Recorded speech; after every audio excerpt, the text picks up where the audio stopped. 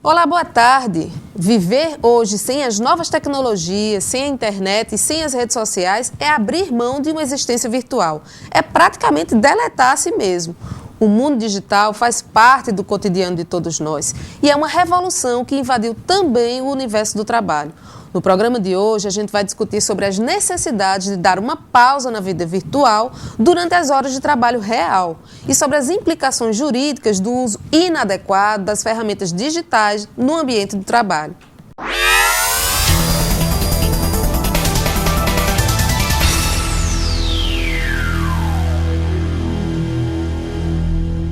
O envio de e-mails particulares durante o expediente de trabalho pode resultar em demissão? No Brasil, já há jurisprudência nesse sentido. A Justiça do Trabalho de São Paulo considerou correta a demissão de um empregado que usou a internet durante o horário do expediente para tratar de assuntos particulares. Para discutir esse tema, convidamos a professora do curso de Administração da Facisa, Adriana Alves, e a professora do curso de Direito da Facisa, Flávia de Paiva. Boa tarde, professoras, sejam bem-vindas ao programa Tema Jurídico, é um prazer tê-las aqui conosco.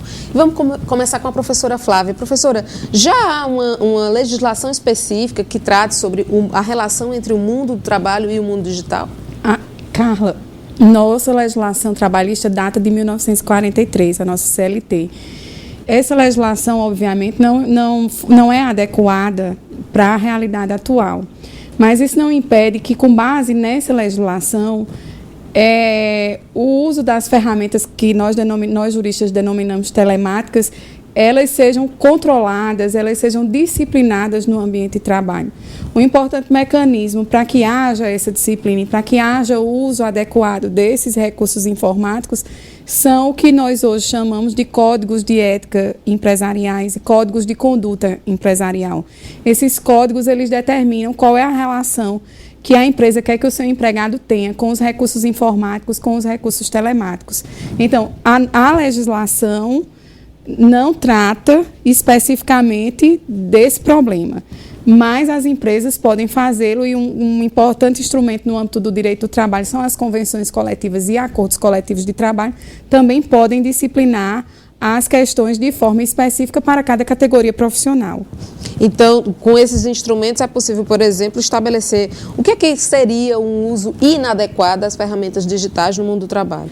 Cada empresa pode fazer isso, partindo do seu código de ética ou do seu código de conduta. Cada categoria profissional pode fazer isso também, através de um acordo, de uma convenção coletiva de trabalho, que são normas mais próximas da realidade de cada trabalhador, da realidade de cada empresa. A legislação não trata especificamente desse tema, porque, como eu acabei de dizer, a nossa legislação é uma legislação do século passado, 1943, século XX, né? Então, essa legislação, nós não vamos encontrar nela uma regulação específica para isso, mas podemos encontrar em ferramentas que são muito mais próximas do trabalhador e do empresário, que são esses códigos de éticas, esses códigos de conduta, essas convenções e esses acordos coletivos de trabalho. E, professora Adriana, dá para esperar que o trabalhador tenha o bom senso da melhor forma de usar essas ferramentas no ambiente de trabalho, ou é melhor realmente a alternativa de proibir o uso? Logicamente que vai depender muito, Carla, como essa relação, não é, entre esse profissional e essa empresa. Então, a empresa ela tem as suas normas, tem as suas regras e, naturalmente, ela sendo bem apresentada, como a professora Flávia coloca, né, então, naturalmente, ela vai ser realmente esclarecida, né, para isso. Mas existem empresas que realmente proíbem esse uso, mas também a gente requer, logicamente, do bom senso de cada funcionário para a utilização deste, visto que algumas empresas, na verdade, elas são liberadas esse uso dessas mídias sociais. Professora, e para aquelas empresas que estabelecem uma diferença para o uso em função do segmento, como a senhora avalia isso?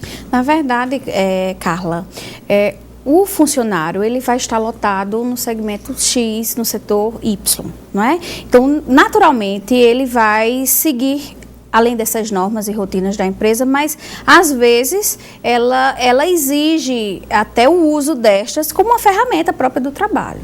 né? Então, um exemplo, os meios de os setores de comunicação, né? Então, eles utilizam dessa ferramenta como meio também de seu trabalho. Mas aí, o que é que acontece? Aí fica a dúvida, né? Eu estou utilizando como meio de trabalho, mas naturalmente, às vezes, eu posso utilizar de forma pessoal. Então, a grande dificuldade está justamente em saber separar um pouquinho desta relação, não é? O que é que eu realmente posso estar postando, o que é que eu realmente posso estar publicando, não é? Seja até mesmo sendo autorizado para isso, ou não, porque realmente existem situações que esse momento do profissional que é necessário fazer esse uso desse instrumento, dessa ferramenta, mas também ele às vezes não sabe separar também desse uso do lado pessoal, dos meus pensamentos, o que é que eu estou pensando e coloco e compartilho e aí vai. Então é algo que tem que ter um certo critério, tem que ter realmente um bom senso altamente criterioso no que eu estou publicando.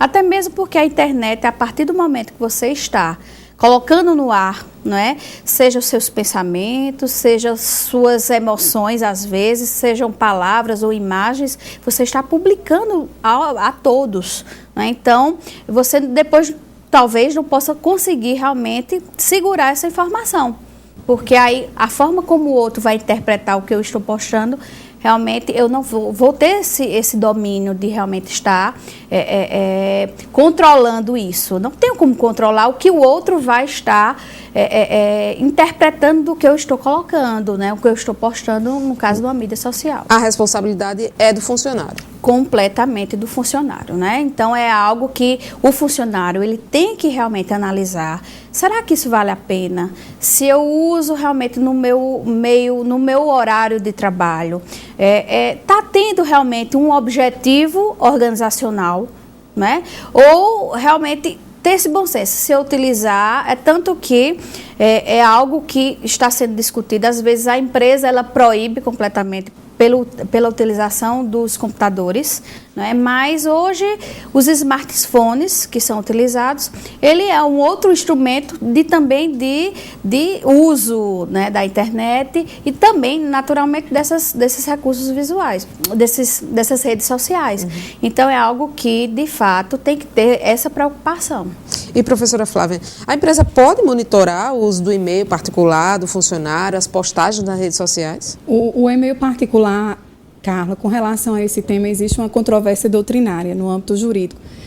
Porque alguns doutrinadores se posicionam negativamente, dizendo que é completamente proibido o empregador controlar o e-mail particular do empregado, tendo em vista que isso figura como uma violação do direito à intimidade. Outra parte da doutrina diz que ele pode controlar esse e-mail de maneira formal. Como de maneira formal? Com relação a, se você está usando seu e-mail privado no ambiente de trabalho e está lhe causando um absentismo laboral, então uma queda da sua produtividade de trabalho, então a empresa pode sim controlar não digamos o conteúdo do seu e-mail, né, mas a forma como você está usando seu e-mail privado. Logicamente que para a empresa poder controlar o seu e-mail privado, ela vai ter que ter acesso ao seu login e à sua senha. E isso só se o empregado efetivamente conceder à empresa ou se a empresa tiver algum programa espião que lhe permita acesso a esses dois instrumentos. Isso vale também para os e-mails empresariais? Não, com relação aos e-mails corporativos, aí a questão já está praticamente sedimentada pelo TST, e o TST diz que com relação ao e-mail corporativo, a empresa tem possibilidade ampla, né, de controle, porque o e-mail corporativo ele é considerado pelo TST como uma ferramenta de trabalho. Então, se a empresa disponibiliza um e-mail para você, né, um e-mail corporativo, muitas vezes esse e-mail corporativo vem com o @facisa.com.br, por exemplo, né, ela tem total acesso a esse seu e-mail corporativo, porque ele é uma ferramenta de trabalho fornecida pelo empregador e aí, né, ele, como detentor do direito de propriedade sobre esse e-mail corporativo, ele pode controlar a forma como você o utiliza, mesmo em caráter formal e material. Mesmo sendo particular, não seria considerado uma invasão de privacidade? Se for o e-mail corporativo, não.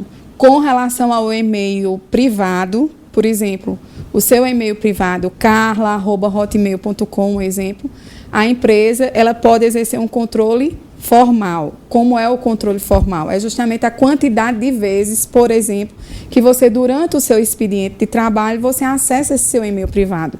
Logicamente, com relação ao conteúdo, a matéria, né, aquilo que você está enviando e postando, ela não vai ter como controlar, porque, como eu frisei, teria que ter acesso ao seu login e à sua senha, né? Ou ela pode também proibir nos computadores da empresa que você o acesso aos seus e-mails privados, pode, né?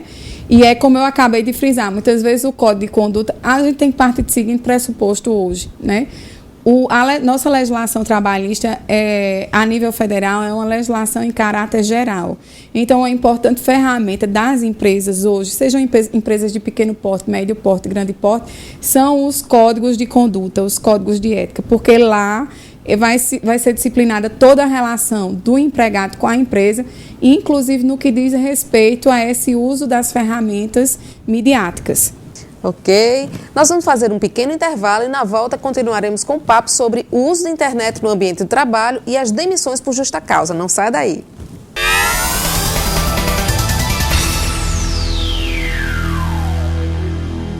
De volta com o programa Tema Jurídico da Facisa, hoje discutindo sobre o uso da internet e das redes sociais no ambiente de trabalho, recebendo no estúdio as professoras Adriana Alves e Flávia de Paiva.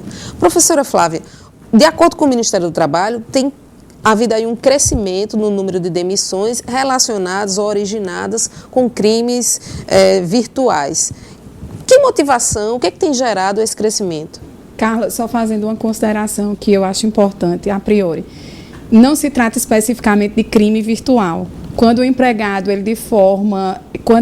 utiliza o seu e-mail particular, o computador da empresa, para acessar as redes sociais ou para enviar e-mails, ele não está cometendo crime, ele está cometendo o que nós denominamos de ilícito laboral. Não é especificamente um crime, né?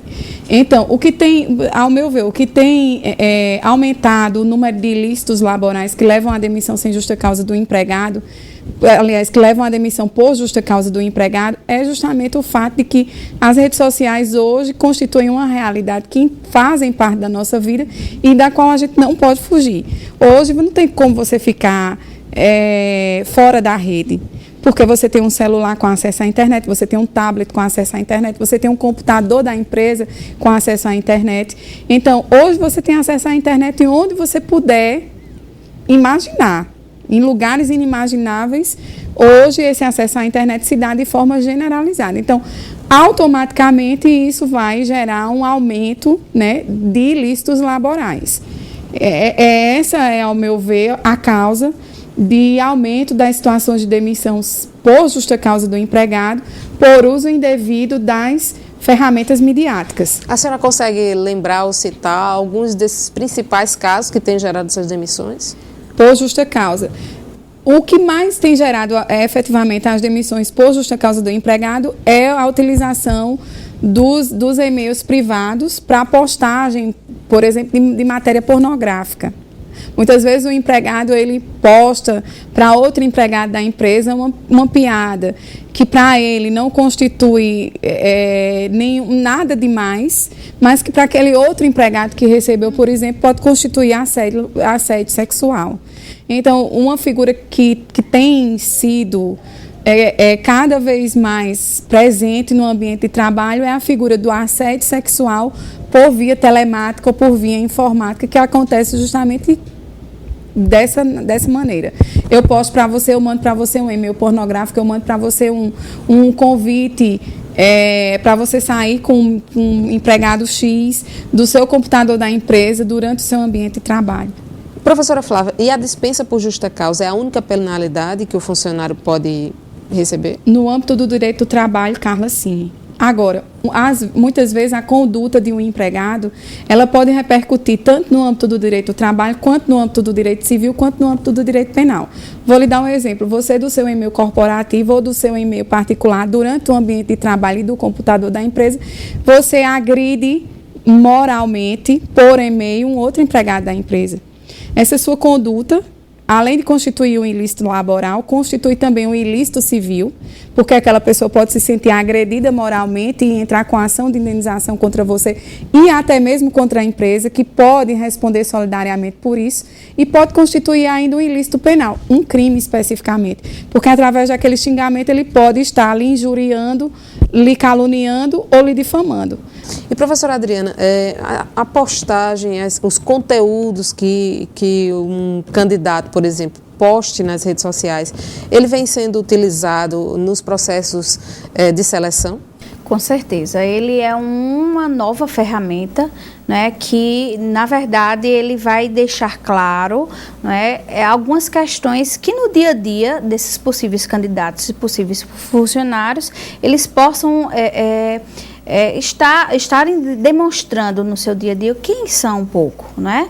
É claro que a rede social, a pessoa vai colocar questões pessoais, às vezes profissionais, familiar, mas que, na verdade, a gente, enquanto empresa, a gente também, será que a gente quer aquele funcionário que estejam com aqueles comportamentos apresentados ali? Então, ele não é apenas mas ele é uma importante ferramenta de ver por trás quem é um pouco desse candidato. Tem sido utilizada também pós admissão, quando o funcionário já faz parte do quadro, é possível ficar monitorando essas redes sociais? Tem estrutura e amparo legal para isso?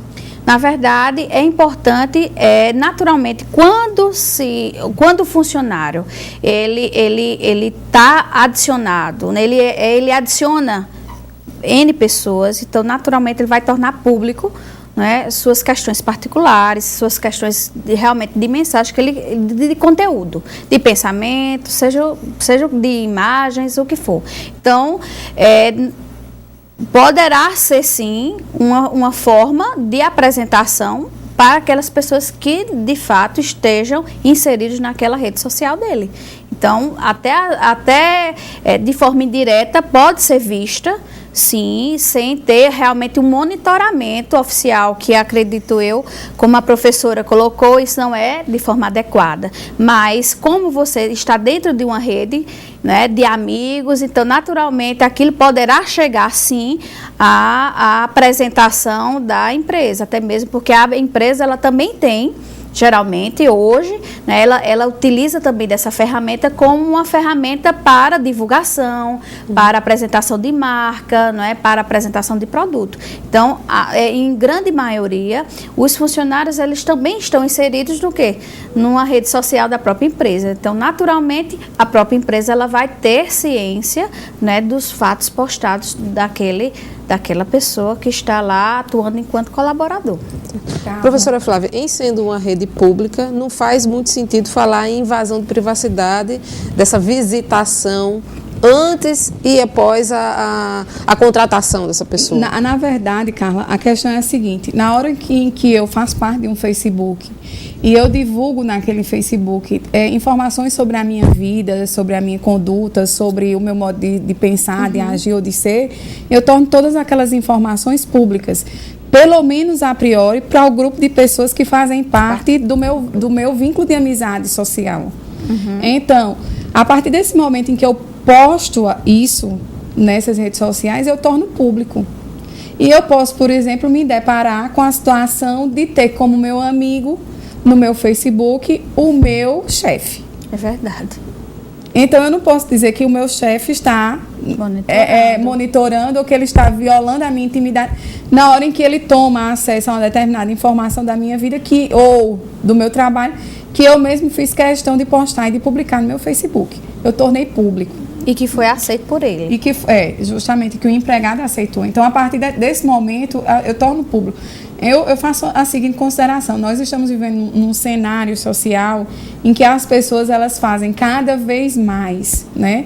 Elas querem, aliás, cada vez mais tornarem públicas a sua vida em detrimento, efetivamente, de uma intimidade e de uma vida privada, né? Nós vivemos numa sociedade em que eu estou de olho na vida do outro, né? E quem está de olho na minha vida pode ser o meu empregador.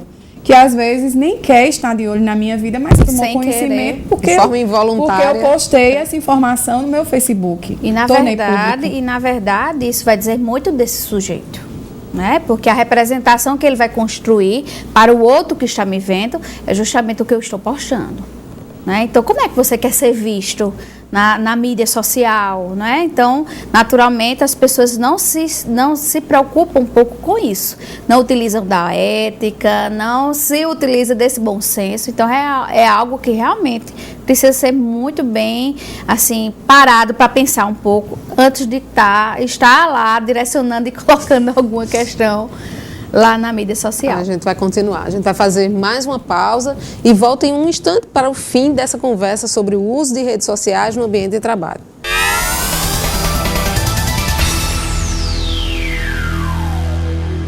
Voltamos com o último bloco do programa Tema Jurídico da Facisa, que hoje está abordando a relação entre o mundo digital e o mundo do trabalho. Professora Flávia, uma vez que a empresa perceba, constate que o empregado está fazendo uso inadequado da ferramenta digital, qual o primeiro procedimento? Ele deve advertir esse funcionário antes de chegar realmente a uma demissão por justa causa? Carla, tudo vai depender da gravidade.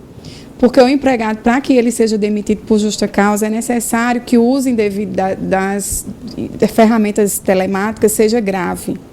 Então, a gente tem que se questionar, na hora de aplicar a penalidade ao trabalhador, qual foi o ilícito laboral que o trabalhador cometeu, para que eu possa determinar efetivamente qual a punição. Se eu constato que o empregado está usando indevidamente as ferramentas telemáticas no ambiente de trabalho, mas que isso ele nunca tinha feito, então não cabe que eu puna esse empregado diretamente com a pena de demissão. Então tem uma relação com a frequência? Tem uma relação com a frequência, tem uma relação com a gravidade, tem uma relação com a forma como eu estou utilizando essas ferramentas telemáticas, porque eu posso, por exemplo, fazer uma postagem e essa postagem ser considerada grave.